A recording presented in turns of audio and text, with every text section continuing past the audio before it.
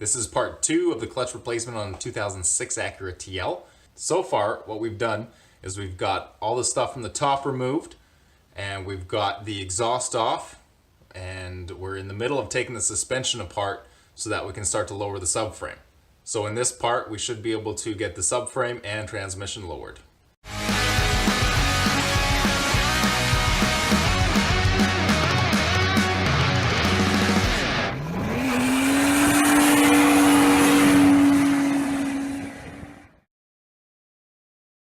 So if you recall, in part 1 I was having a heck of a time with the lower ball joint on the passenger side.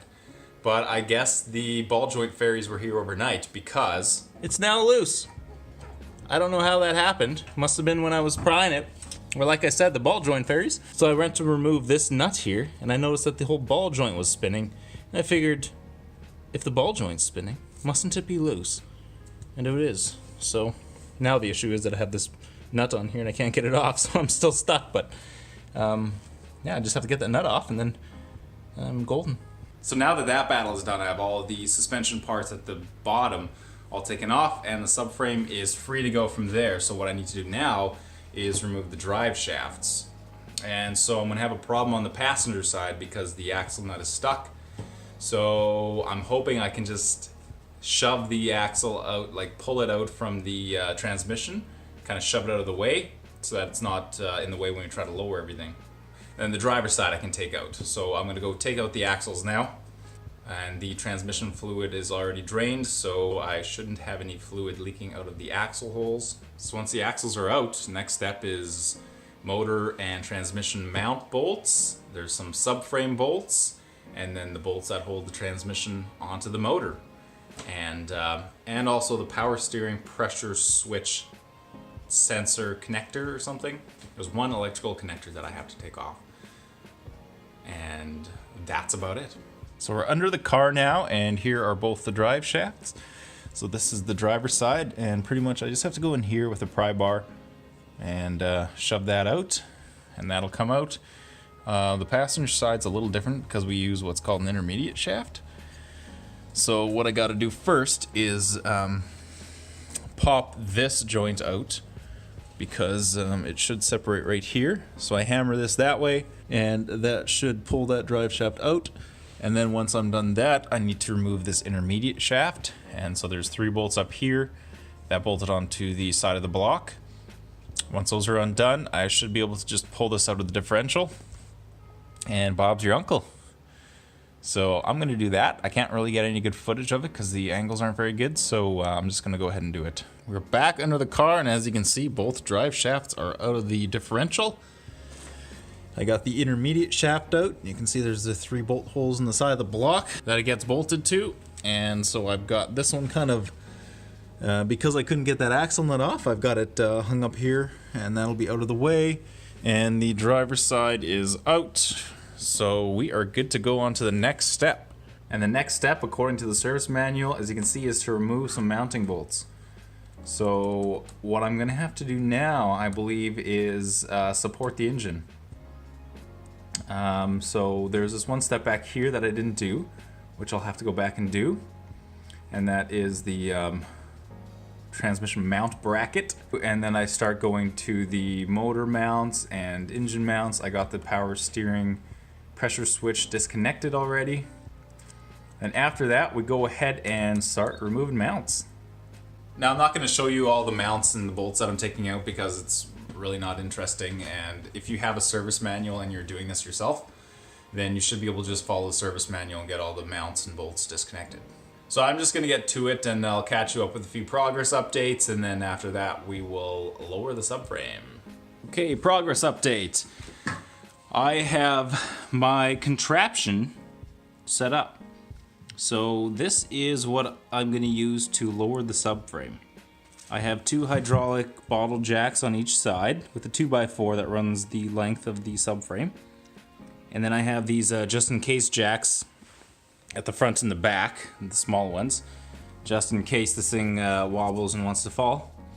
And then I have the big one in the center that's currently holding the motor up. I got a block of wood on the oil pan.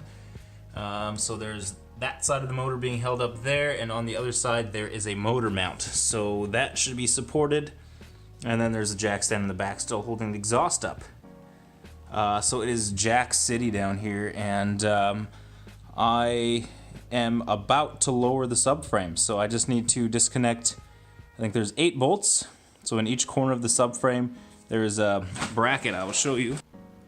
So these are called the subframe stays. There's one in each corner, 4 corners. So I'm just gonna zap those off and slowly lower the subframe down.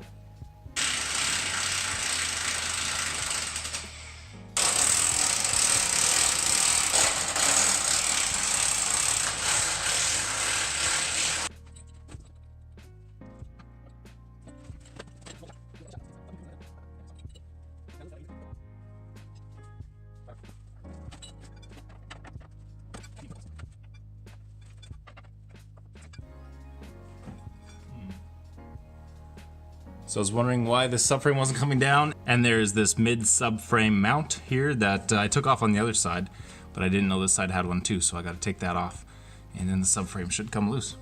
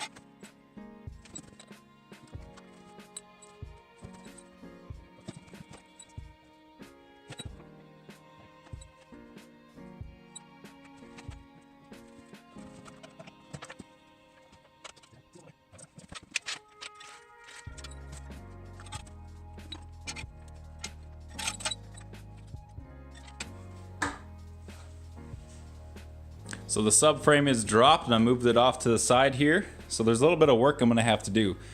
I realized when I dropped it that my power steering leak is actually coming from this here. This is called the valve body or something like that. And what I'm gonna have to do is replace this whole rack and pinion, because this is serviceable, but it's a ton of work to do that, and no one stocks just this part. They stock the entire steering rack. So what I've done is I actually found an entire steering rack in the local classifieds. So I've got it over there beside my heater. And that one should be good. It's got no leak up here. I'm just gonna have to undo these 2 lines and then unbolt the rack, take it out.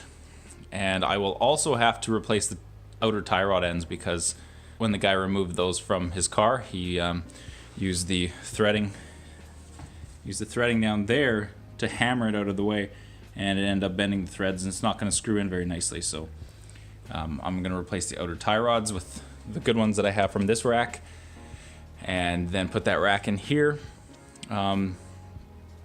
That's about all I have to do with this. So now it's time to remove the transmission. Finally, we get to this point. So yeah, there's not a whole lot left before this transmission will drop. I've got the nice big jack out, so that should work fairly well. So let's head into it.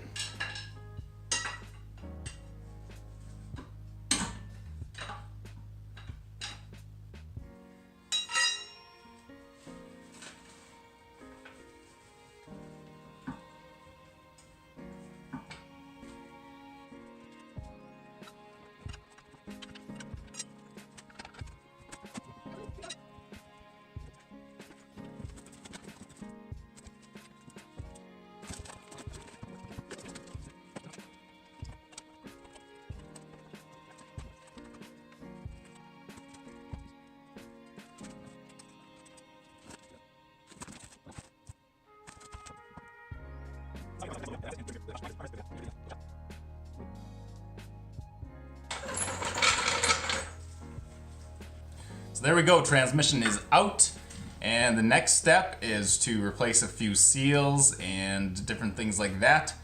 So for now, we're gonna end the video here, and then the next installment will be replacing all those seals, replacing the clutch itself and the flywheel, and then we'll do the steering rack as well and the control arm. So that'll be the next video, but if you like this video, please give it a like, Remember to subscribe to us and check out our other videos because we have some pretty cool stuff.